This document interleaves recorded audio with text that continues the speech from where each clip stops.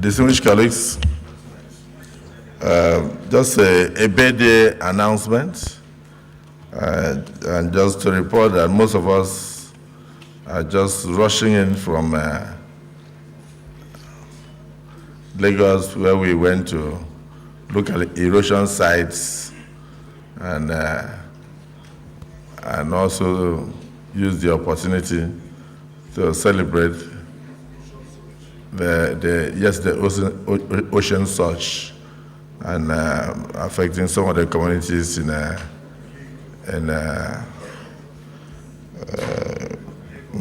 Lagos area, particularly Lekki, the Lekki Peninsula. So, but we use that opportunity also to celebrate the birthday of our colleague, to join in thanking God for his 60th birthday, the leader of the Senate, Senator Opeyemi Bamidele. And so on behalf of the entire Senate, I wish the distinguished Senate leader and our brother and colleague happy birthday, long life, peace of mind and body, and more prosperity. Amen. Now, I need to also commend the number of senators that were able to make the trip. Some of them are still at the airport in Lagos coming back, but we have formed more than a quorum to continue the business of the day. So thank you so much for the solidarity and the oneness. We must remain so for the unity of this country, the development and prosperity.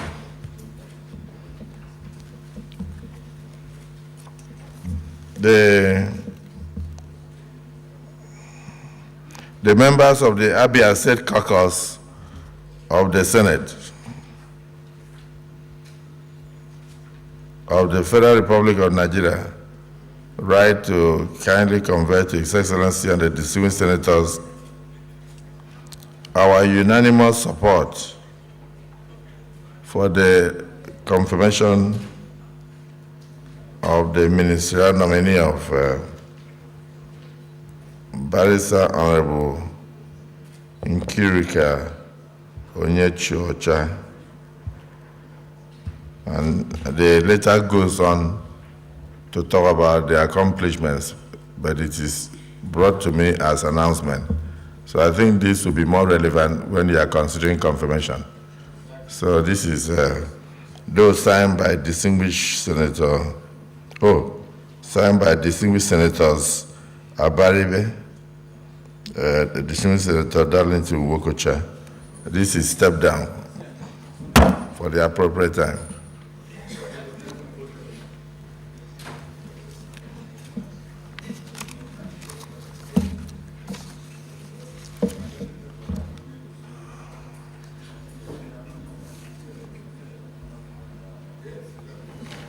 Leader of the Senate.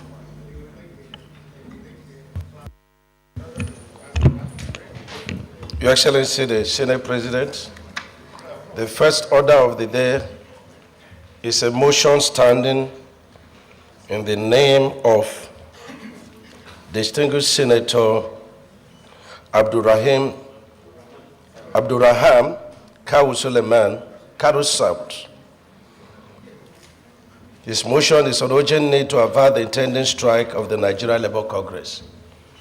Mr. President of the Senate, may you invite distinguished Senator Kawu to move his motion. Distinguished Senator Suleiman Kawu. Thank you, Mr. President. My dear colleague, I am Suleiman Abdurrahman Kawu Sumaila, representing Kano South Senatorial District. Sir, before moving the motion, I have a very little correction. Urgent need to avert the impending strike of Nigerian Labour Congress, not intending, sir. And in my name, I am Suleiman Abdurrahman Kawu Sumaila. Therefore, sir, the motion is read like this. Urgent need to avert the impending strike of the Nigerian Labour Congress. The Senate notes that Nigerian Labour Congress has given the federal government a 7-day ultimatum to reverse the union term as anti-war policies or face the indefinite strike, nationwide strike from Wednesday, 2nd August 2023. Also note that the NLC has directed all its affiliates and state council to immediately begin mobilization of workers and other Nigerians, including civil society allies, for a long-lasting strike and mass protest. Aware that the labor movement, in a statement signed by its national president, accused the federal government of failing to meet up with the demand it presented to it following the removal of the subsidy on petrol, which caused an astronomical rise in the pump price of the commodity. Disturbs that the strike will cripple the country as movement will be severely curtailed as commercial transport operators will withdraw their services, while market, schools, and healthcare service facility will be forced to shut down. Further disturbed that the action could hit up the quality when it occurred, and the gain from the strike are far below the cost to either of its parties in conflict. Reflect that the strike by NLC, if not abated, could plug Nigeria into deeper economic wars, dislocate businesses, hunger, prostration, more hardship that will lead to unquantified financial losses and to reduce Nigerian GDP. Further aware that NLC strike is also a bad reputation for Nigerian economy and the educational system because it portrays the country in a bad light to the external world and discourages foreigners from coming to do business or study in Nigeria. Concerns that the society always bears the brunt of strike, like the saying in the island is a devil workshop. Increase in crime rate, social biases like army robbery, oil bunkering, prostration, cyber scam, etc. Accordingly, I urge the Senate to mandate the leadership of the Senate to interface between the Nigerian Labour Congress and the federal government in order to avert the impending strike of NLC. I so move. Distinguished Senator Abbas Wakili. Mr. President, I am Senator Aminu Abbas, Adamawa Central. I stand to second the motion as moved by Senator Suleiman Abdulmankau, Kano South. In second the motion, Mr. President, if you allow me, I'll contribute on the motion. Mr. President, we are all aware of what happened in Adamawa State yesterday. We know that if NLC has embarked on the impending strike, the security situation in the country will be worsened because business will be closed and no security enough to oversee all the markets, shops, as can be seen in Adamawa when hoodlums and looters went around to break private shops and warehouses in the state. It started in Taraba some days ago. It went to Adamawa and it may escalate if NLC embark on this strike because movement will be hampered, businessmen will not go to their shops, and hoodlums will have access to breaking shops and business centers of innocent individuals. So I support this motion on calling on NLC to stop and continue the negotiation with federal government on the needs, on their own needs, so that the strike will be averted. Thank you, Mr. President.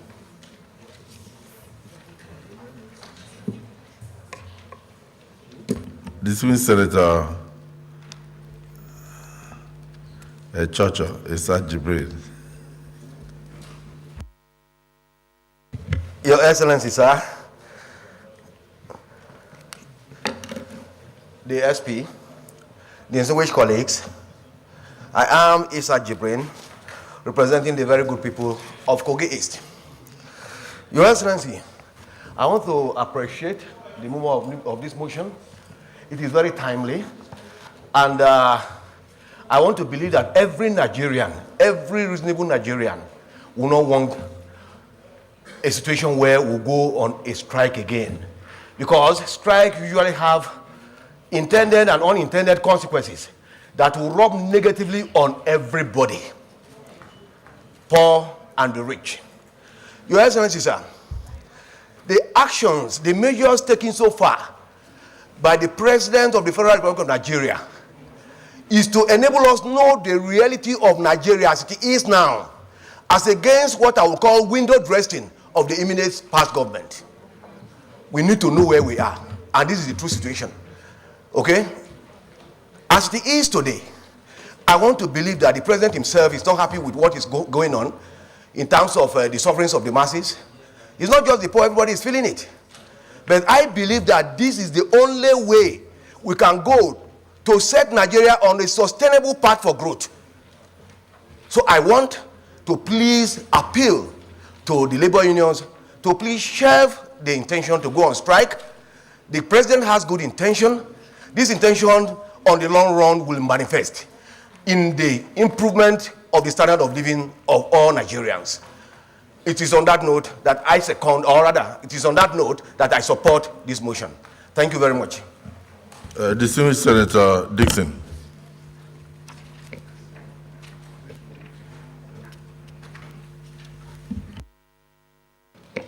Thank you, Mr. President and my dear colleagues. I am Henry Sirake Dixon, Senator representing Bayelsa West Senatorial District in Bayelsa State. Mr. President and my colleagues, I rise to lend support to the motion that has been so ably moved. And in doing so, I would like to say that I would have felt sad, actually, when prior to the arrival of the ministerial list, we were meant to have gone on recess last week. And I thought that it would have been very sad if we didn't have an opportunity to robustly discuss issues about the current economic situation in the country. So I commend a colleague for at least raising this motion, which will inevitably now make it possible for us to share our views in terms of what is going on and provide a solution. There is no doubt, Mr. President and colleagues, that with the reality of the economic situation, the fuel subsidy regime is not sustainable. There's no doubt. And I was one of those who, even in 2011, when the then president, President Jonathan, proposed the cancellation of the subsidy regime, I took time off during my gubernatorial campaigns at the time to come to the House of Reps to speak in support of the need for the subsidy withdrawal at the time. We must commend the president, in my view, for having the courage to do so. And I've mentioned that to the Senate President sometime. So that's what we should do. But a combination of the subsidy withdrawal policy, which is commendable, and then the other economic policies that have been unveiled also by this administration, have resulted in a situation where Nigerians that we represent are going through very harrowing moments, Mr. President. And that's why I feel that this motion is timely, because it will give us an opportunity to let the Nigerian public know that this Senate appreciates what they are going through, and we are in all of this together, and that tough decisions have been taken. But that we also will work with the executive to propose a regime of palliatives that will address the economic situation that has been caused by what has happened. So in lending support to this motion, Mr. President, I will say that the Senate leadership that will interface with the President should do so urgently, and then make it possible for the Senate to have a robust discussion on the contents of the palliative regime.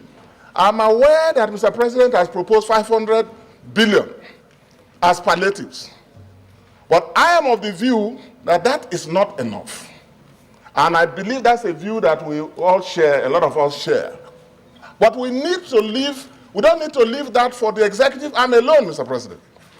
Because under our system, the executive, Mr. President, cannot make any expenditures on its own without the National Assembly's approval. So my support will be that when the Senate leadership interfaces with the President, we should have a comprehensive idea about the details of the proposal on palliatives in different sectors, transportation. What happens to those who are in employment? What do we do in terms of the minimum wage? And all of those things. What happens in all states? So that we, Mr. President, you can take the leadership, with the leadership of this Senate, to interface with the President. And also meet with organized labor and other stakeholders. So that we, before even we go on recess, we have a robust discussion on what the contents of this palliative regime should be. But the point should be noted by all Nigerians that we all, individually and collectively, we share in the pains and that we identify with them. And this motion has given us an opportunity to publicly communicate this sentiment to Nigerians. So I support the fact that the Senate leadership at the end of this motion should interface with the President and interface with organized labor, but beyond that should communicate a robust and comprehensive package of palliatives, which I crave the indulgence of colleagues so that we go into it before we go on recess, because we never can tell if we leave this matter hanging and we go on recess. Just this morning, somebody sent me a WhatsApp that Osun State, there are demonstrations in some states. I don't want to mention which states. My colleague talked about what happened in Adamawa, and we never know which state is next. We're not just talking of hoodlums. We're talking of angry and hungry Nigerians, millions of them across this country. And we have a duty to respond to this economic reality while supporting the decision that the President has taken rightly on fuel subsidy withdrawal. Thank you very much. Well, distinguished Senator Dixon and my dear colleagues, honestly, what you're saying is a true reflection of the feelings of most members of these hallowed chambers. We believe strongly that we must continue to identify with our constituents that sent us here. But we must also advise the press that when we discuss issues like this, they should know that we are part and parcel of the society. We should not be misquoted. Because I recall the last time that the Senate got very concerned and worried about the issue of impending fuel electricity tariff hike. There was a proposal to increase the cost of electricity. And so there was a motion here on the floor that we should advise that the tariff should be suspended. And then one of our colleagues in his own contribution also amended one of the prayers to say that yes, the suspension will be in order because it's important to allow the poor people to breathe. And then we said yes. As a presiding officer, the overwhelming majority of the senators cannot say poor people should breathe. Then I will say they should not breathe. And then somebody misinterpreted us. Oh, that they were mocking the poor. We come from communities that have a lot of high rate of poverty, and we are inundated daily by request from all sectors, from the youth, from the elders and all that, to see what we can do. Even our earnings here cannot take care of the kind of requests that we get. So if the Senate President had ruled that the poor should not be allowed to breathe, I think that would be a record for the next 10 years discussion on television channels everywhere, that the Senate says poor should not breathe. The Senate says stop the tariff, suspend it, and give a breathing space to the poor people in the society. And then some people misinterpret it. They say, oh, the Senate is mocking the poor. Should the Senate have ruled, should we have ruled that the poor should not breathe? Senator Tambua, should that have been the ruling when you were the Speaker? Mr. President, I am Amin Waziri Tambol, representing Sokoto South. Mr. President, that position of the Senate was very apt and in consonance with the feelings of the majority of Nigerians.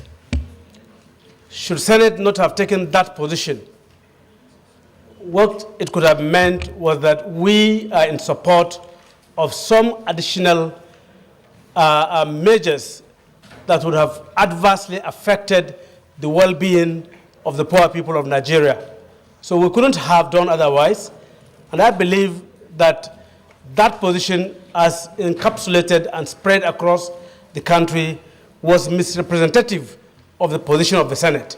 We were very clear, we are with the poor, and that was why we passed that additional prayer that let the poor breathe. Mr. President, it was timely, it was apt. Thank you very much. So in that case, distinguished senators, I believe that in discussing this motion, you should not be worried that you may be misinterpreted, you may be misunderstood by some people who want to make political capital out of everything that comes from here.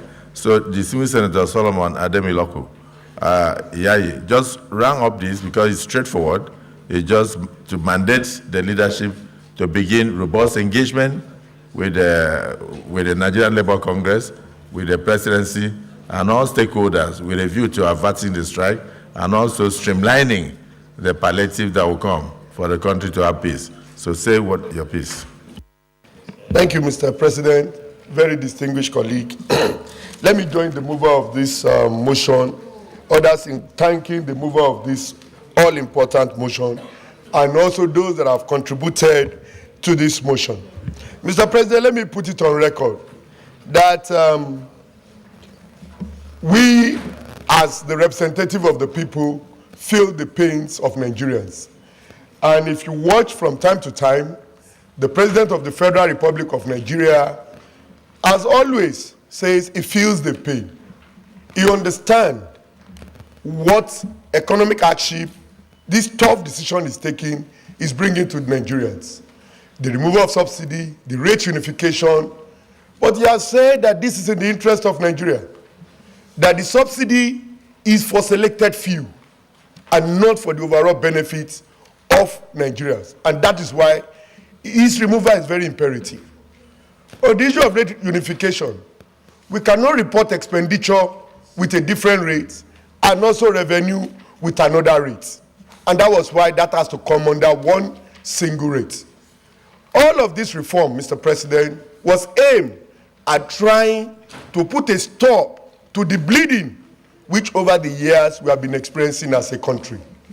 Sir, not only the $500 billion that have been passed, also $800 million safety net has been passed. And all of these are meant for palliatives. And I know on record that the government is not resting. They are working around the clock. Some states have started taking up initiative in trying to ameliorate the suffering of Nigerians. For instance, in my state, additional 10,000 naira has been given to civil servants aside of their salary as a way of alleviating the suffering. So all of these initiatives have commenced. And on the part of the federal government, they are putting together a holistic palliative measures to address the challenges currently faced by Nigeria. And if we are all aware, the last couple of days since the inception of this administration has been a thorough engagement with the Nigerian Labour Congress and all other people that are involved. And I know that whatever the challenges are, they are trying to be very careful. But Senator Dixon have told us here that it would not be a bad idea if the leadership of the National Assembly engage the presidency and also the organized labor. We should find out what is the current situation of things that is leading to this impending strike that is about to be unleashed on Nigerians. We should look at what is really happening and see how we can come in and intervene between the presidency and the organized labor. But we are telling you, sir, that we are not leaving any stone unturned on our own part, and that is why we passed the supplementary budget with a jet speed. And also, on the part of the executive, they are working around the clock to ensure that they have an holistic palliative measure to address this. So we want to appeal to the Nigerian Labour Congress to please to give us more time, give the government more time so that they can address this issue once and for all. And I know the issue of minimum wage is in the front burner as well, because the wages, the current wage, cannot in any way take Nigerian workers to any level, considering all this economic measure that has been put in place. So I think the government is asking for more time, and they should allow peace to reign. And I can tell you, sir, with your intervention, with the intervention of the executive, we can avert the strike. I will be urging you and the leadership of this Senate to go in this direction. Wednesday is the day that has been set. So from today, tomorrow, I think there should be a meeting to address or to take on this Nigerian Labour Congress so that we see ways and manner by which we can avert this strike. So, Mr. President, distinguished colleague, I want to thank the mover of this motion. It is timely and it is necessary that we intervene from this angle so that we can call on the Nigerian Labour Congress to at least give more time for us to address all this issue. I so submit, Mr. President. Yeah. Thank you. Distinguished Senator, I think the motion is very straightforward, and we have a lot on our table today. So let's get straight to the.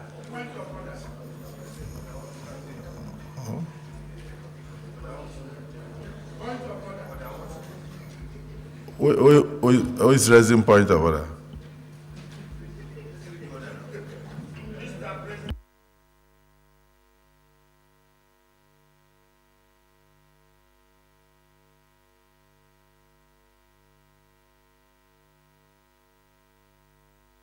Distinguished Senator, please, can you use your mic? Thank you very much, Mr. President.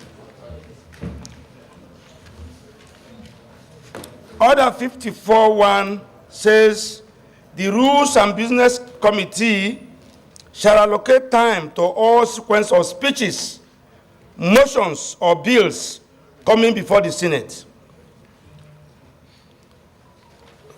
Paragraph 3 says, the President of the Senate shall allocate 1/2 of such time to be given to debate in favor of the majority party and 1/2 to debate in opposition. Mr. President, when a motion is moved, I think those who oppose the motion should also be given equal opportunity to aid their views. What I'm saying, in essence, is that when motions like this move, some of us, from personally. Are you arguing the point of order? Distinguished Senator and learned colleague, your point of order is noted. The distinguished colleagues, if you notice from the table here, we normally give more than enough time to both sides to speak.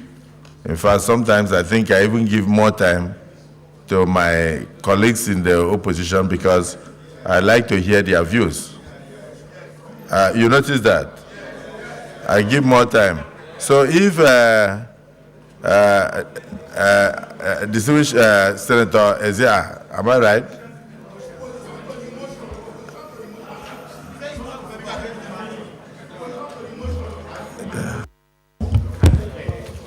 Mr. President, sir, I think the point the distinguished senator is making is not about opposition party.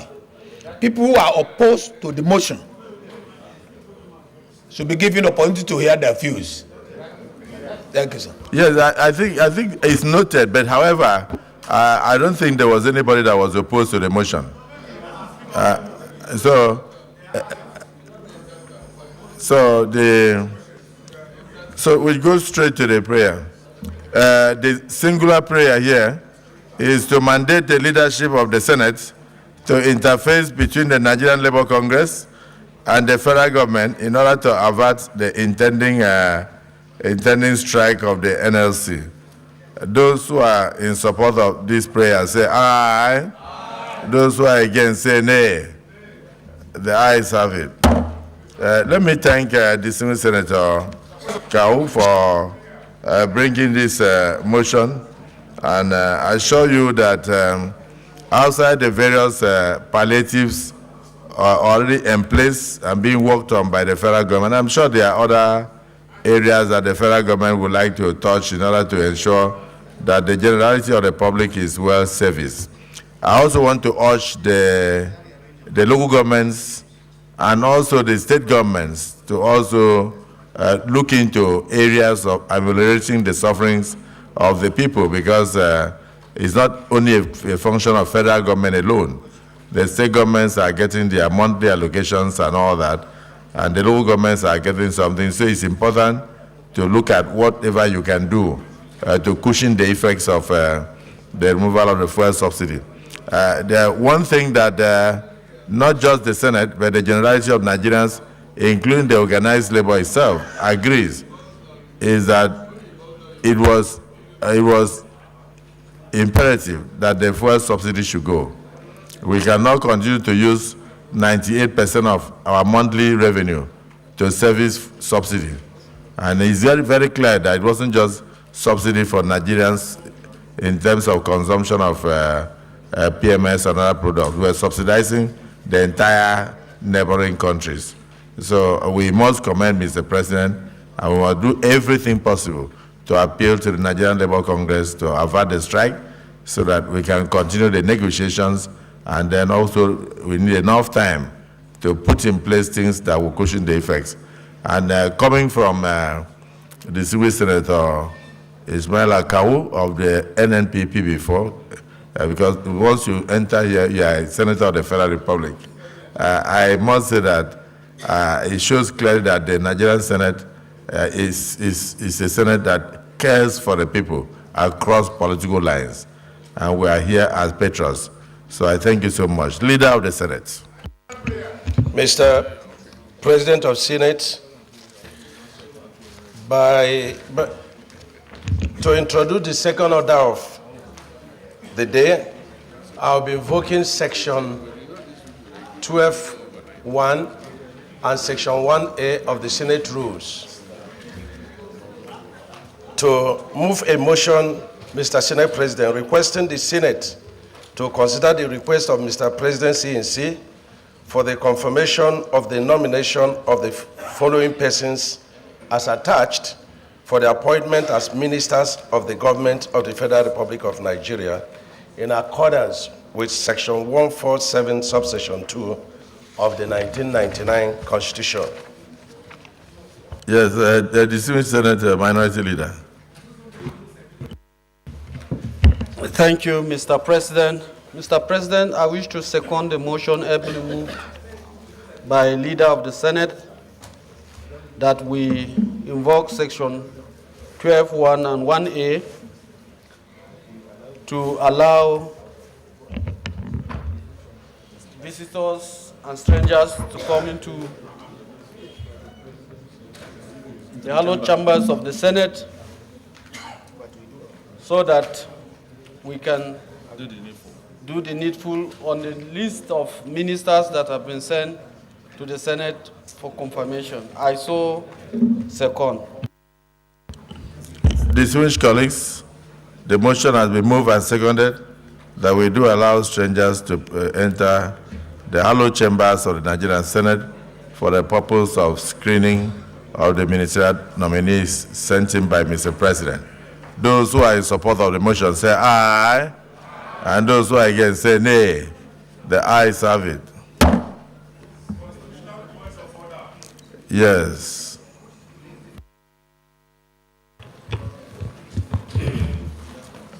Thank you, Mr. President, distinguished colleagues. My name is Binos Daude Aro. I represent Adamawa South. I am referring to section 147 of the Constitution of the Federal Republic of Nigeria, 1999, as amended. With your permission, I would like to read. There shall be such offices of ministers of the government of the Federation as may be established by the President. Subsection 2. Any appointment to the office of Minister of the Government of the Federation shall, if the nomination of any person to such office is confirmed by the Senate, be made by the President, provided that the ministerial nominee shall be confirmed by the Senate unless evidence of declaration of assets and liabilities of the nominee as prescribed in this Constitution is presented. Subsection 3. Any appointment under subsection 2 of this section by the President shall be in conformity with the provision of section 14, subsection 3 of this Constitution, provided that in giving effect to the provisions of aforesaid, the President shall appoint at least one minister from each state who shall be an indigene of such state. I move to subsection 7. Notwithstanding the provision of subsection 2 of this section, the nomination of any person to the office of a minister for confirmation by the Senate shall be done within 60 days after the date the President has taken the oath of office, provided that the President may appoint a minister at any other time during his tenure, and such appointment shall be subject to confirmation by the Senate. Mr. President, the presentation that we received on Thursday, 27th, is in contravention of the Constitution because Mr. President and Commander-in-Chief did not submit nominees from all the states of the Federation. And if we go ahead, we'll also be condoning that contravention of the Constitution. That's my submission, Mr. President.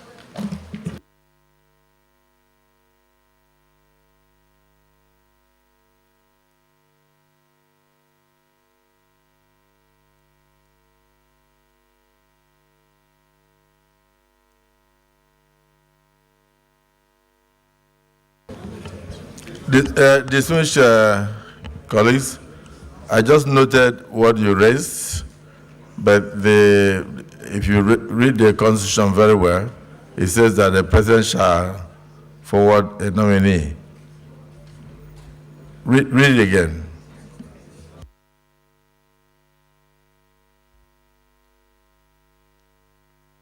The amended section, please.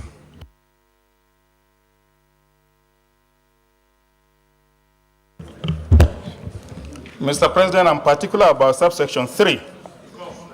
Any appointment under subsection 2 of this section by the President shall be in conformity with the provision of section 14.3 of this Constitution, provided that in giving effect to the provisions aforesaid, the President shall appoint underlining the shall appoint at least one minister from each state. No, that's what I'm talking about. The timing. Read the section that says that the President should forward ministers within a certain time. Thank you, Mr. President. That is subsection 7. Notwithstanding the provision of subsection 2 of this section, the nomination of any person to the office of a minister for confirmation by the Senate shall be done within 60 days after the date the President has taken the oath of office. In other words, a minister And here we have 28 ministers already here, and more are still coming before we conclude our. There's no time for us to conclude the screening, but the president must bring the ministers. So within 60 days, he has brought over 28 ministers, and more names are coming. And we've started the process. So we are within the constitutional framework. So your observation is noted. Yes.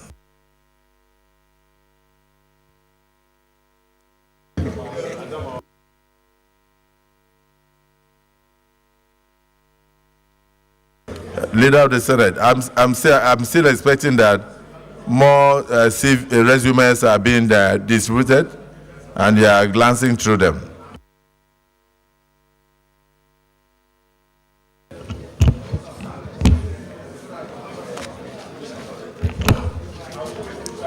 Mr. President of Senate, let me, Mr. President.